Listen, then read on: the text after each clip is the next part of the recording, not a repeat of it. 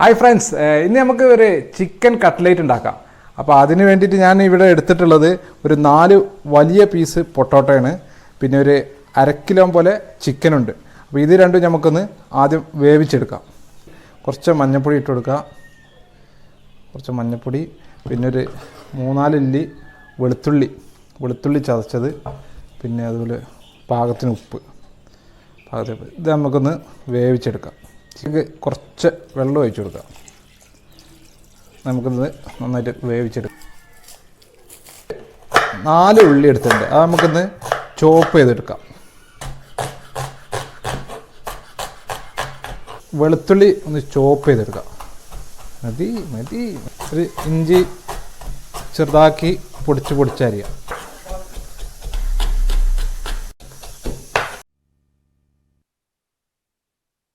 ഉള്ളി ചോപ്പ് ചെയ്ത് റെഡി. അതുപോലെ തന്നെ വെളുത്തുള്ളി, ഇഞ്ചി, പച്ചമുളക്, കറിവേപ്പില. നമുക്ക് എണ്ണ വെച്ചെടുക്കാം. നമുക്ക് വെളുത്തുള്ളി അതുപോലെ ഇഞ്ചി ചോപ്പ് ചെയ്തതും ആദ്യം ഇട്ടെടുക്കാം. അതിന് പച്ചമുളക് ചോപ്പ് ചെയ്തത്, അതുപോലെ കറിവേപ്പില ഇട്ടെടുക്കാം. ഉള്ളി അരിഞ്ഞത് ഇട്ടെടുക്കാം, ചോപ്പ് ചെയ്തത്. അപ്പോൾ ഏകദേശം ഉള്ളി റെഡി ആയിട്ടുണ്ട്. നമുക്ക് ഇതിലേക്ക് മസാല ഇട്ടെടുക്കാം. 1 ടീസ്പൂണ് മല്ലിപ്പൊടി ഇട്ട് കൊടുക്കുന്നത്, പിന്നെ 1 ടീസ്പൂണ് മുളക് പൊടി, 1/2 ടീസ്പൂണ് മഞ്ഞൾപ്പൊടി, പിന്നെ 1/2 ടീസ്പൂണ് ഗരം മസാല, കുറച്ച് ഉപ്പ്.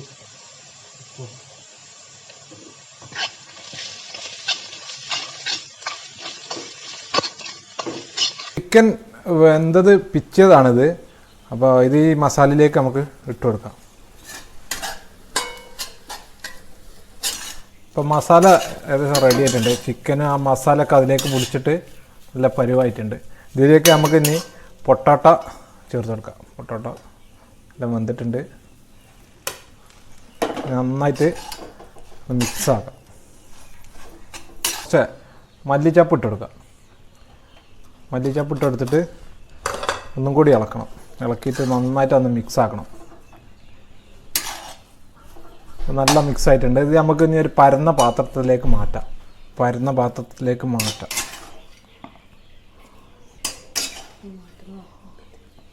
ചൂടാറിയിട്ടുണ്ട്. ഇത് നമുക്ക് ഇനി ഒരു ബൗളാക്കി എടുക്കാം. ഒരു നാരങ്ങൻ്റെ വലുപ്പത്തിലുള്ള ബൗൾസുകളാക്കിയിട്ട് എടുക്കാം.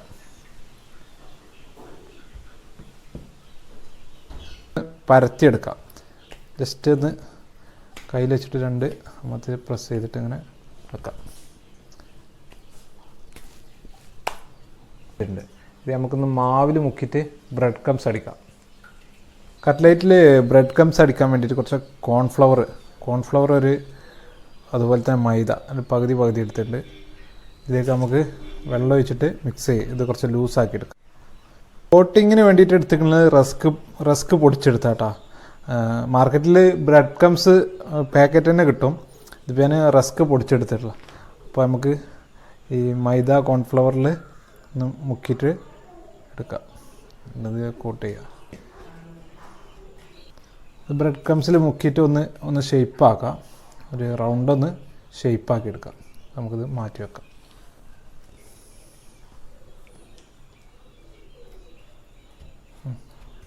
കട്ട്ലേറ്റ് ഒരു കോട്ടിങ് നമ്മൾ അടിച്ചിട്ടുണ്ട്. ഇനി നമുക്ക് ഒരെണ്ണം കൂടി എടുക്കാം.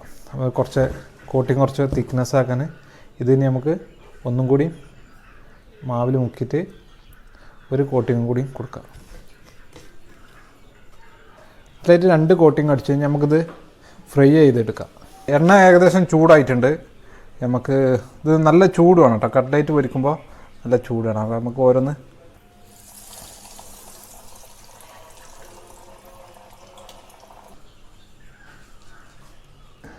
അതിന് സോസ് എടുത്തിട്ടുള്ളത് ടൊമാറ്റോ സോസാണ്.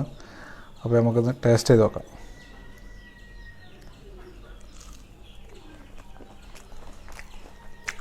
അടിപൊളിയായി. സോസിൽ മുക്കിയിട്ട് കഴിക്കുമ്പോൾ നല്ല ടേസ്റ്റ് ആയിട്ടുണ്ട്. ഇന്നത്തെ വീഡിയോ നിങ്ങൾക്ക് ഇഷ്ടമായെന്ന് വിചാരിക്കുന്നു. ഇഷ്ടമായാൽ ചാനൽ ഒന്ന് സബ്സ്ക്രൈബ് ചെയ്യുക, ഒന്ന് സപ്പോർട്ട് ചെയ്യുക. അപ്പോൾ അടുത്തൊരു വെറൈറ്റി കുക്കിങ്ങിൽ കാണും വരെ താങ്ക് യു. ബൈ.